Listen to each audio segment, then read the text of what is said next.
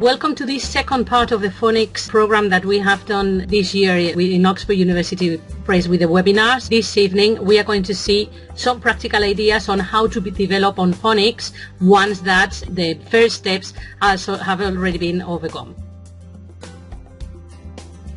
When working through phonics with children at infant stages or the first stages in primary education, it's very important to take into account four main aspects to work in phonics. The first one is the sound letter identification. Children have to be able to identify letters and sound them out. And remember that through synthetic phonics, we always begin with the sound, and when the sound is assimilated, then we show them the corresponding grapheme that represents that sound. So in the moment they are able to see that grapheme and sound it out, then that sound letter identification has taken place. Then the second step would be the blending, that is putting sounds together to sound out longer units. In this case they are going to be the word. Once the blending is also acquired and mastered by children, we can get on other characteristics of the sounds like alternative spellings, different features of the sounds, phonological and phonemic awareness, etc. And then the last step would be independent reading and writing, which is, as I told you, a natural consequence of everything that we have done before.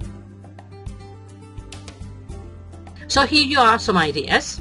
First one is one of my favorites, which is the fly swatters game. In this case, the only thing we are going to ask children to do is to identify the sound. So we prepare some sounds. You can do it on the interactive board, you can do it on the floor with cards or on a wall. So the thing is that you put different sounds around randomly and you call out the sounds, you sound them out, like saying b or n or s. And children have to swatter them with a fly swatter.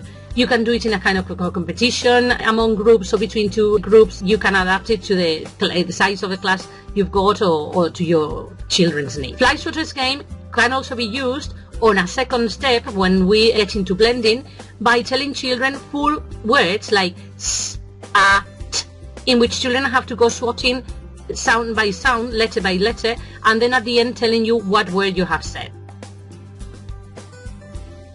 So in fried eggs, we've got a pan, and in the pan they have to fry eggs. These eggs are toy eggs, so when they start frying them, I just take away the material egg, and then I put 3 or 4 eggs, which are printed eggs, with different letters on the yolk.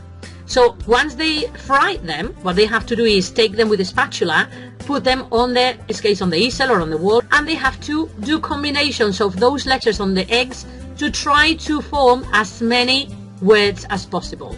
And they really love it because, again, they have to manipulate the things, and everything that is experiential for them, they will remember much better.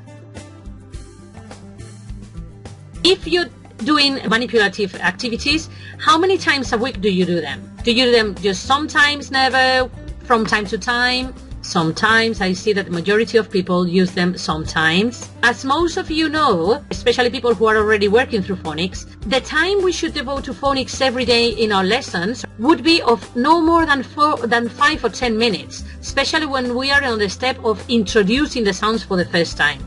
Then if you want to consolidate or to work deeply on any specific sound or minimal pair of sounds, then you can use 10 or 15 minutes on your lessons to use these kind of manipulative games. Please use loads of multisensorial activities in your phonics lessons, because everything that children can do applying the majority of the senses, they will remember much better. And that's it. Thank you very, very much for being there.